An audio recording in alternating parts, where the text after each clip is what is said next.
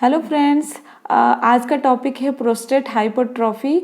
उसका दूसरा नाम भी है, जैसे कि हम जानते हैं कि enlarge prostate, benign prostatic hyperplasia common disease है। तो इसके बारे में हम डिस्कस करते हैं। मैं डॉक्टर चिन्मयी आपको बहुत बहुत स्वागत करती हूँ मेरे यूट्यूब चैनल होमियो शॉर्ट्स में। तो आज हम जानेंगे इसका कारण क्या है, इसका लक्षण क्या है और होम्योपैथिक मैनेजमेंट क्या है, कौन से होम्योपैथिक रेमेडी है, होम्योपैथिक स्कोप क्या है ये केसेस में। तो चलिए देर ना करते हुए वीडियो को डिस्कस कर लेते हैं। स्पेशली मेन के केसेस में ये एक कॉमन प्रॉब्लम दिखाई देता है। जब एज हो जाता है तभी बहुत सारे एजड पीपल के केसेस में ये दिखाई देता है। कॉमन सिम्टम्स इसका यूरिन का जो फ्लो है वो ब्लॉक हो जाता है। जो यूरिन का नली है जो यूरिन को पास करता है उसमें ब्लॉकेज दिखाई देता है। उसके वजह से यूरिनरी ट्रैक्ट में प्रॉब्लम होता है, इन्फेक्शंस होता है और किडनी में भी प्रॉब्लम दिखाई देता है। उसका कॉमन सिम्टम्स क्या है, चलिए बात कर लेते हैं। फ्रीक्वेंसी ऑफ यूरिनेशन में प्रॉब्लम होगा, यूरिन बार बार आपको लगता है, अर्जेंसी महसूस होता है, मतलब पेशेंट जो है वो रुक नहीं पाएगा। अगर एक बार यूरिन उसको और गाया तो वो रुकना नहीं होता है, रुक नहीं पाता है। रात को भी ज़्यादा फ्रीक्वेंसी होता है, बार बार रात को यूरिन महसूस होता है, उसको नक्चरिया बोलते हैं।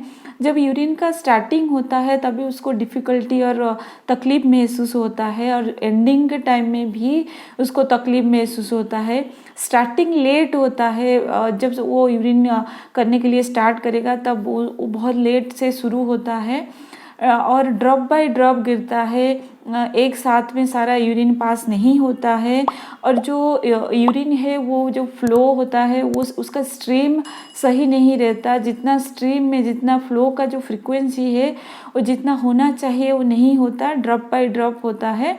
कभी फ्लो होता है और कभी रुक के फिर से फ्लो शुरू होता है। यूरिन जो है वो कंप्लीट सेंसेशन महसूस नहीं होता है, जैसे लगता है कुछ यूरिन बाकी रह गया और कंप्लीट नहीं हुआ। ये सारा उसका सिम्टम्स है। और भी जो नॉट कॉमन सिम्टम्स है वो यूरिनरी इन्फेक्शंस होता है, मे बी ब्लड आ सकता है यूरिन में ज़्यादा स्ट्रेन के वजह से, या किडनी का कोई प्रॉब्लम दिखाई दे सकता है। तो ये जानते हैं इसका कारण क्या है, क्यों ऐसा होता है।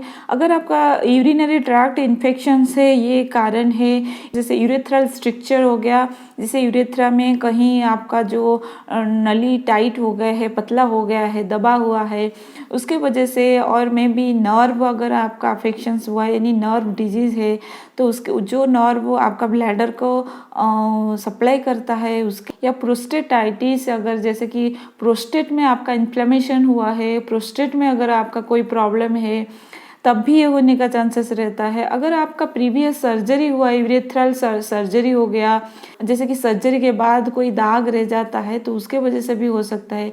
यूरेथ्रल स्ट्रक्चर अगर आपका कोई कंस्ट्रिक्शन है, दब गया है एक जगह पे, उसके वजह से भी, मतलब नली जो है वो पतला हो गया है एक जगह, कहीं कहीं जगह पे, तब भी होने का चांसेस रहता है। अगर किडनी स्टोन है, आपका ब्लैडर स्टोन है, अगर स्टोन प्रीवियसली कभी हुआ था उसके वजह से होता है। अगर प्रोस्टेट कैंसर था आपको तब भी ये होने का चांसेस रहता है। ये इसका कारण है। एक्चुअली जो प्रोस्टेट ग्लैंड है वो ब्लैडर के जस्ट नीचे होता है और जो यूरिन का नली है, जो नली पास होता है जिसमें यूरिन पास होता है, वो प्रोस्टेट का जस्ट बीचों बीच ही रहता है। तो अगर प्रोस्टेट में कोई भी स्वेलिंग हुआ या कोई भी प्रॉब्लम क्रिएट हुआ तो वो प्रेशर डालेगा जो यूरिन के नली में, तो उसके वजह से यूरिन फ्लो में बाधा आएगा और वो रुक रुक के यूरिन फ्लो होता है। तो ये एक मेन कारण है जो एनलार्ज प्रोस्टेट के केस में यूरिनरी सिम्टम्स का। एनी नर्व डिजीज जो कि ब्लैडर को कंट्रोल करते हैं, नर्व, अगर आपको पहले से कोई नर्व रिलेटेड डिजीज है और जो नर्व्स ब्लैडर को कंट्रोल करते हैं, अगर उसमें कोई प्रॉब्लम है, ये कारण भी है। ये बिनाइन प्रोस्टेटिक हाइपरप्लासिया है, ये मैलिग्नेंट कंडीशन नहीं है, ये बिनाइन कंडीशन है। तो आइए बात कर लेते हैं कौन से होम्योपैथिक रेमेडी, इसके डोजेस एंड पोटेंसी के बारे में। तो पहला मेडिसिन है चिमाफिलिया अम्बेलाटा। ये एक बहुत ही अच्छा रेमेडी साबित है, स्पेशली एनलार्ज प्रोस्टेट के केसेस में। अगर आपका प्रोस्टेट एनलार्जमेंट है, फ्रीक्वेंसी ऑफ यूरिनेशन हो रहा है, स्वेलिंग हुआ है आपका प्रोस्टेट, और स्पेशली ऐसा लग रहा है जैसे कुछ प्रेशर फीलिंग हो रहा है, बॉल लोड हो गया है पेल्विक फ्लोर में, और स्पेशली उसका जो ज़्यादा बढ़ जाता है सिम्टम्स कब, जब पेशेंट जब नीचे बैठेगा तभी बहुत ज़्यादा तकलीफ महसूस होता है, तब आप चिमाफिलिया अम्बेलाटा बहुत ही अच्छा मेडिसिन है, उसको आप प्रिस्क्राइब कर सकते हैं।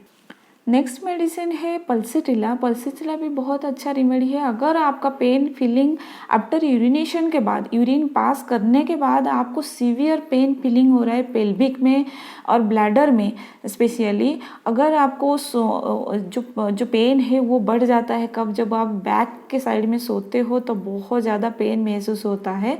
पल्सीटिला स्पेशली एक अफेक्शनेट पीपल है, बहुत ज़्यादा लॉट ऑफ अफेक्शन चाहिए उसको, सेंसिटिव पीपल है, समटाइम्स वो इरिटेटेड भी हो जाता है, और ओपन एयर उसको बहुत ही पसंद है। तो डिस्चार्ज है वो अगर ब्लैंड और थिक और येलो डिस्चार्ज हो रहा है, जो डिस्चार्ज है वो बहुत सारा मोटा और थिक है और येलो कलर का है, तब पल्सीटिला बहुत ही अच्छा साबित। नेक्स्ट मेडिसिन है एपिस मेलिफिका। एपिस मेलिफिका भी बहुत ही अच्छा रेमेडी है। अगर आपका पेन ड्यूरिंग यूरिनेशन के टाइम में, यूरिनेशन पास के टाइम में ही पेन बहुत ज़्यादा सीवियर महसूस हो रहा है, जब लास्ट ड्रॉप ऑफ यूरिन आपका पास हो रहा है तभी बहुत ज़्यादा सीवियर पेन महसूस हो रहा है, स्पेशली स्टिंगिंग पेन, जैसे सुई चुभने जैसा पेन हो रहा है, और स्पेशली उसका एग्रावेशन गर्मी में उसको ज़्यादा एग्रावेशन होता है। इवन इफ गर्म रूम में अगर आप वो पेशेंट के रखोगे तब भी बहुत ज़्यादा उसको डिफ़िकल्टी महसूस होता है, तकलीफ महसूस होता है।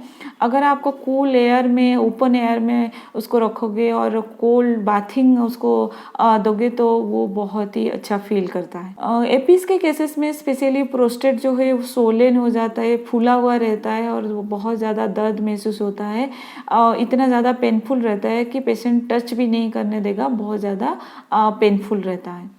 नेक्स्ट मेडिसिन है क्लेमाइटिस इरेक्टा। क्लेमाइटिस बहुत ही अच्छा रेमेडी है।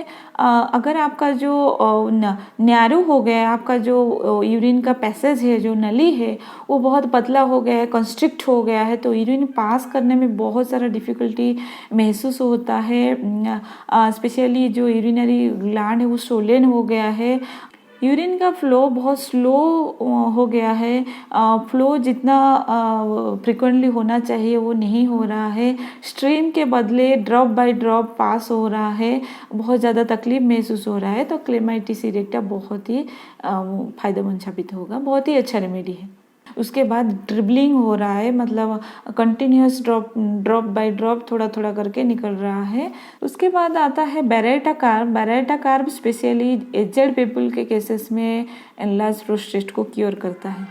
नेक्स्ट एंड लास्ट मेडिसिन है कोनायम मैकुलेटम। कोनायम एक बहुत अच्छा रेमेडी है, स्पेशली अगर आपका हिस्ट्री है एनी इंजरी का, जैसे ब्लो या कहीं पे आप गिर गए हो या किसी टाइप का इंजरी अगर हुआ है और उसके वजह से उसके बाद अगर आपका प्रोस्टेट का एनलार्जमेंट हुआ है या हाइपोट्रोफी हुआ है, तो उसके केसेस में कोनायम बहुत ही अच्छा रेमेडी है। आपका इनकम्प्लीट यूरिन कभी कंप्लीट नहीं हो रहा है, कंप्लीट आपको फील नहीं हो रहा है और बार बार आपको यूरिनेशन लग रहा है, बार बार आपको जाने का इच्छा हो रहा है, तो कोनायम, और स्पेशली जो ग्लैंड है आपका, जो प्रोस्टेट ग्लैंड है वो बहुत ज़्यादा हार्ड बन गया है, इंड्यूरेटेड हो गया है, लाइक स्टोन, जैसे स्टोन जैसा हार्ड महसूस हो रहा है आपको, स्वेलिंग हुआ है। स्पेशली याद रखिए अगर इंजरी के बाद हुआ है तब कोनायम बहुत ही अच्छा रेमेडी है। यूरिन का करने में भी बहुत ज़्यादा ट्रबल महसूस हो रहा है, तकलीफ महसूस हो रहा है यूरिन का स्टार्टिंग में, ये सारे मेडिसिन को हम 30 पोटेंसी में यूज़ करेंगे, याद रखिए 30 पोटेंसी में ही यूज़ करेंगे। 3-3 ड्रॉप करके यूज़ करेंगे एक डोज का, और दिन में 2 बार लेंगे, 1 हफ्ता के लिए कंटिन्यू रखेंगे, उसके बाद हम इसको बंद करेंगे। ये ज़रूर इफेक्ट डालेगा। बस आज के लिए इतना ही। तो वीडियो अच्छा लगे तो लाइक करिएगा और ज़्यादा से ज़्यादा लोगों के शेयर कीजिएगा। सही मैं फिर से मिलूंगी एक नई टॉपिक के साथ, एक नई इन्फॉर्मेटिव वीडियो के साथ। Thank you very much. Stay safe, fit and healthy.